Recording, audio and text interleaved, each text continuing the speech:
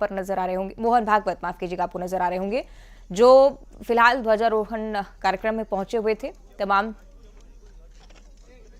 लोग मौजूद जो संघ से ताल्लुक रखते हैं, तमाम प्रतिनिधि, और अब शायद कॉन्फ्रेंस का इंतजार, संबोधन भी आज डॉक्टर मोहन भागवत का होना है। क्या कुछ कहते हैं ये भी देखने वाली बात। और पीछे जो पोस्टर आप देख रहे हैं, ना सिर्फ गणतंत्र दिवस की झलक बल्कि राम मंदिर भी उसमें आपको प्रतिकृति के तौर पर नजर आएगा। तो आज का दिन बेहद खास हो सकता है कि संबोधन में भी जिक्र हो मोहन भागवत की तरफ से भव्य राम मंदिर का, और गणतंत्र दिवस के अवसर पर क्या कहते हैं ये भी देखने वाली बात होगी। तो बहुत ही खूबसूरत तस्वीरें अलग अलग जगहों से सामने आती हुई।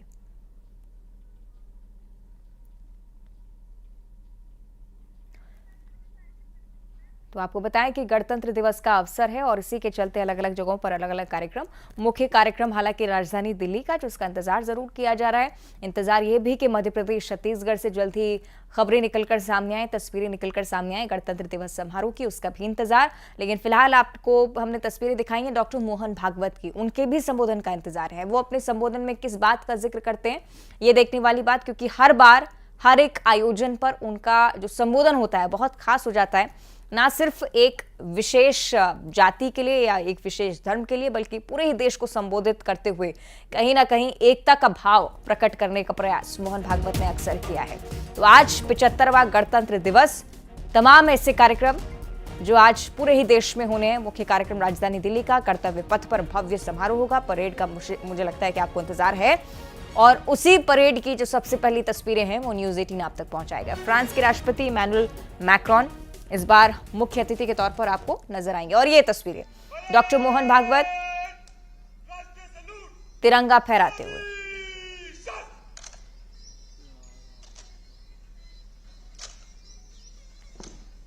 तो दुनिया आज भारत की ताकत देखती हुई ये खास तस्वीरें डॉक्टर मोहन भागवत की, ये पहली तस्वीर आज की तिरंगा फहराने की।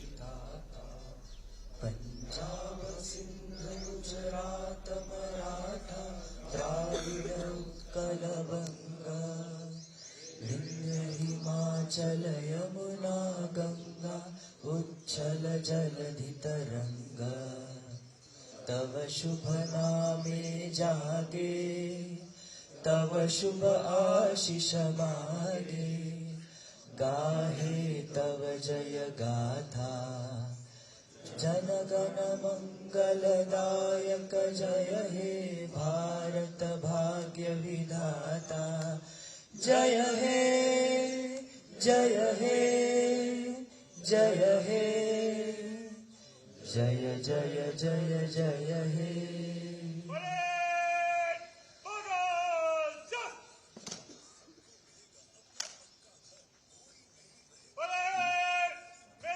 यानंतर मी मान्यवरांना विनंती करतो की त्यांनी भारत माता पूजन करावं।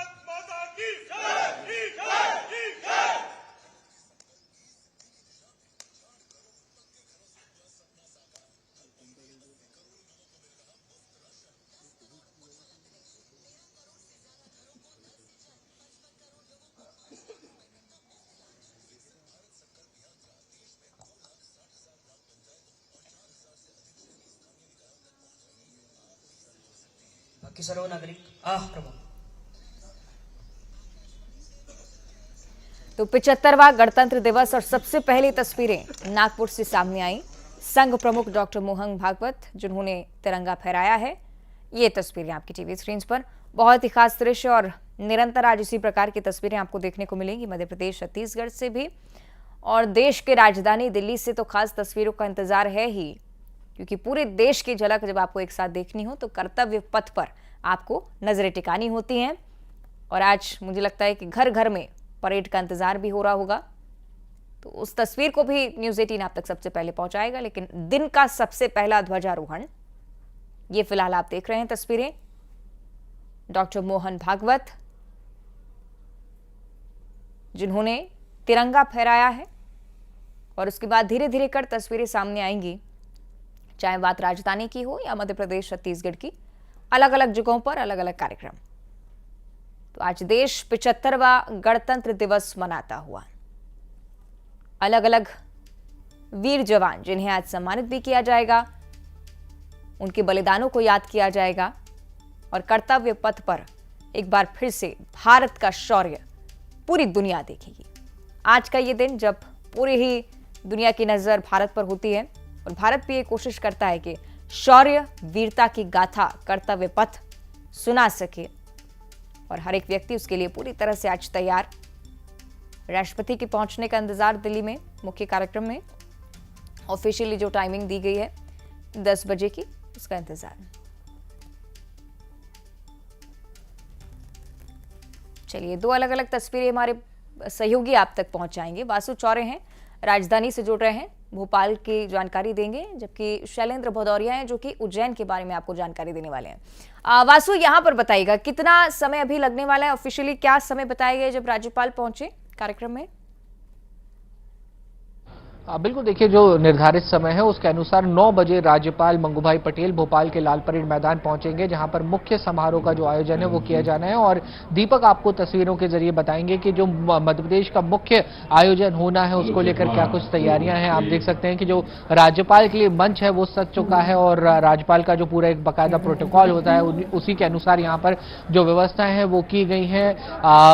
19 के करीब जो टुकड़ियां हैं, जो दल हैं, वो परेड में शामिल होंगे, जो मध्य प्रदेश के शौर्य का, मध्य प्रदेश के विकास के एक प्रतीक के रूप में यहाँ पर जो मार्च पास्ट है वो करते हुए नजर आएंगे। और यही वो सामने जो आपको तस्वीरों में नजर आ रहा है, यही वो मैदान है जहां पर अब से कुछ ही देर बाद जो परेड की टुकड़ियां हैं वो यहाँ पर जुड़ जाएंगी, जिसमें पुलिस की जो दल हैं वो शामिल होंगे, आर्म फोर्सेस के जो दल हैं वो शामिल होंगे, एनएसएस एनसीसी की जो टुकड़ियां हैं वो शामिल होंगी, अश्व दल शामिल होगा, डॉग स्क्वाड भी जो है वो शामिल होगा। और ये कहीं ना कहीं दर्शाने की कोशिश की जाएगी कि मध्य प्रदेश किस तरह से लगातार प्रगति के पथ पर आगे बढ़ रहा है, मध्य प्रदेश ने किस तरह से बीते सालों में जो तरक्की के नए आयाम है वो स्थापित करने का काम किया है। और फिर आप भले ही सुरक्षा के लिहाज से या कानून लिहाज की से कानून व्यवस्था के लिहाज से भी बात करें तो किस तरह से लगातार मध्य प्रदेश ने तरक्की की है, उन सब की झलक जो है वो नजर आएगी। और वहीं जो मध्य प्रदेश में विकास हुआ है, अलग अलग विभागों की जो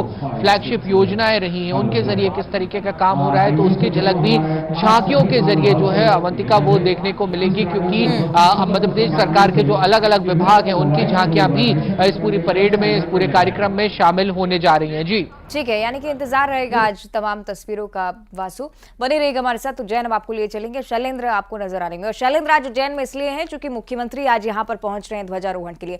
और मुझे लगता है शैलेंद्र ये पहला मौका है जब उज्जैन वासी मुख्यमंत्री के तौर पर मोहन यादव को ध्वजारोहण करते हुए देखने वाले हैं। किस प्रकार की तैयारियां?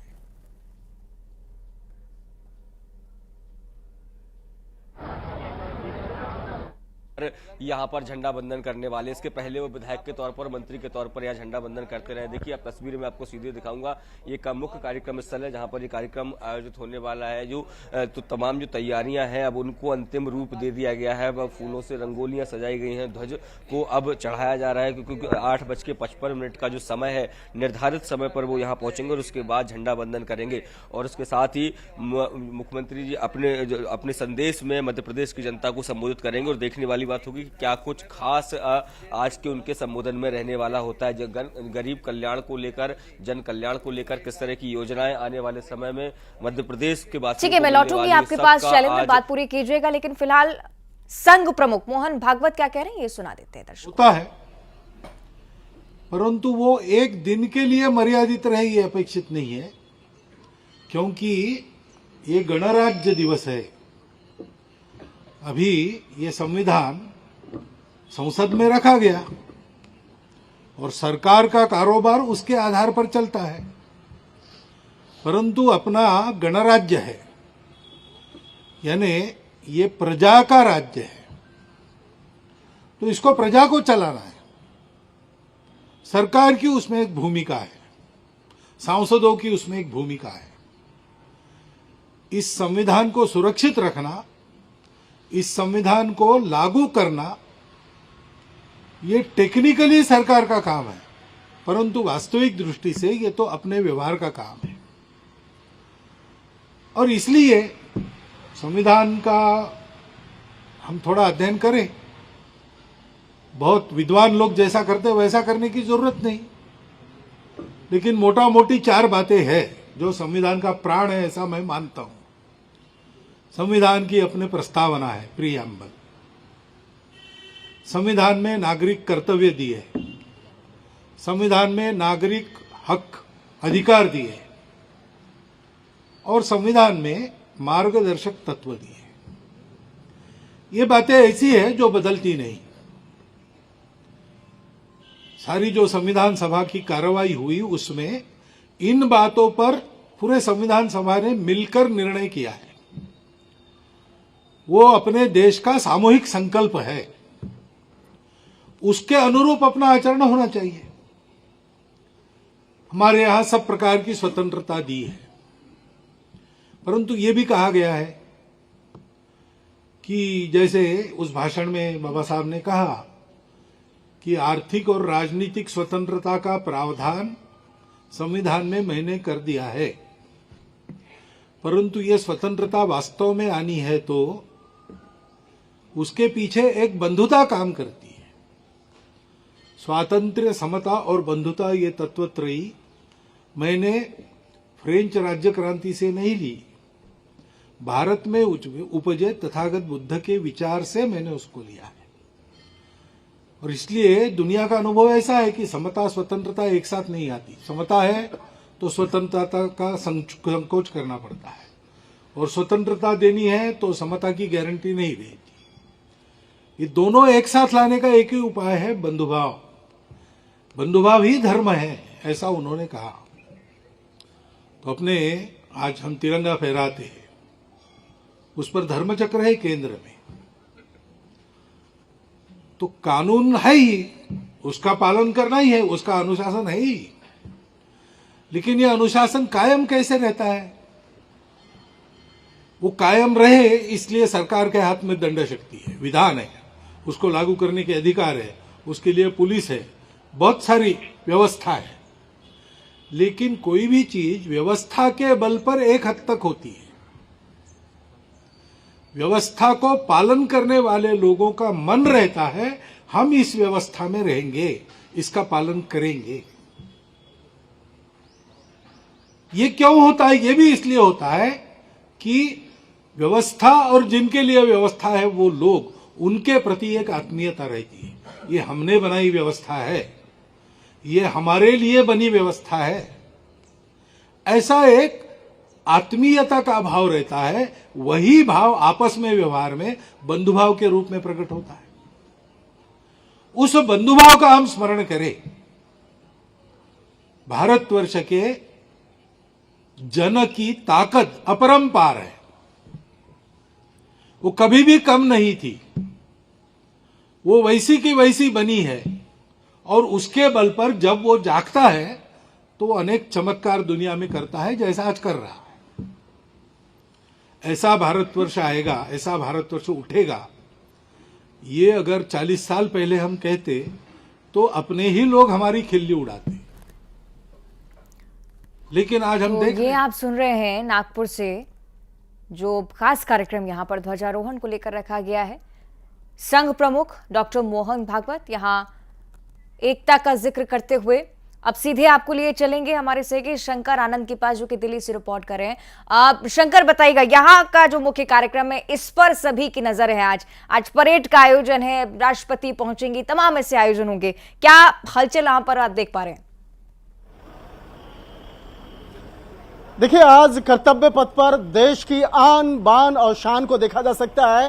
भारत किस तरह से आत्मनिर्भर हो रहा है, भारत किस तरह से विकसित देश बनता जा रहा है, इसको एक बहुत ही तमाम कहा जा सकता है कि झांकियों के माध्यम से, या भारत की जो आन बान शान है उसे तमाम उसके जो एक शक्ति प्रदर्शन है उसे इस कर्तव्य पथ पर तकरीबन 9:30 बजे से देखा जा सकता है। हालांकि आज की जो शुरुआत होगी जो परेड के पहले, वो होगी शंखनाद से। शंखनाद की अगर बात करें तो ये पहली बार शंखनाद से परेड की शुरुआत होने जा रही है। शंखनाद की अगर बात करें, हालांकि ये भारतीय संस्कृति है, परंपरा आ रही है कि किसी भी शुभ कार्य का काम शुरुआत जो है शंखनाद से किया जाता है। हालांकि शंखनाद में अगर की बात करें तो तकरीबन 100 से 150 महिलाएं होंगी और वो विशेष वाद्य यंत्र और शंख के साथ में इस परेड की शुरुआत की जाएगी। उसके बाद जो परेड का जो काम है वो शुरुआत होगा। परेड में इस बार जो है भारत का विकास, आत्मनिर्भर भारत, आधुनिक भारत और किस तरह से भारत लगातार मजबूत हो रहा है उसको यहाँ पे दिखाया जाएगा, उसको बकायदा प्रदर्शित किया जाएगा। और सबसे बड़ी बात है, नारी शक्ति की बात जो है इस बार परेड में देखा जा सकता है। यहाँ पे मैं दिखाना चाहूंगा कि देखिए लोगों की भीड़, ये वो लोग हैं जो परेड देखने के लिए आए हैं। आम लोग, युवा, महिलाएं, बच्चे, तमाम लोगों को देखा जा सकता है जो सुबह से आज यहाँ पे लाइन में लगे हुए हैं और वो अंदर जाने के लिए। हालांकि ये रास्ते की अगर बात करें, देखिए रास्ता, इन गाड़ियों को देखें, ये वीवीआईपी रूट है और जो भी वीवीआईपी लोग हैं उनको इसी रास्ते से प्रवेश अंदर कराया जा रहा है। और कर्तव्य पथ की अगर बात करें तो कर्तव्य पथ पर एक तरफ जहां पे भारत की संस्कृति, भारत की विरासत, और तो वहीं दूसरी तरफ आधुनिक भारत का जो एक जलवा जो है, एक बहुत खूबसूरत तस्वीर जो है वो कर्तव्य पथ पे देखा जा सकता है। और उसकी वानगी जो है आज कहा जा सकता है कि उन तमाम मसलों पर तकरीबन 10 बजे से जो तमाम औपचारिकताएं हैं वो पूरी हो जाएंगी।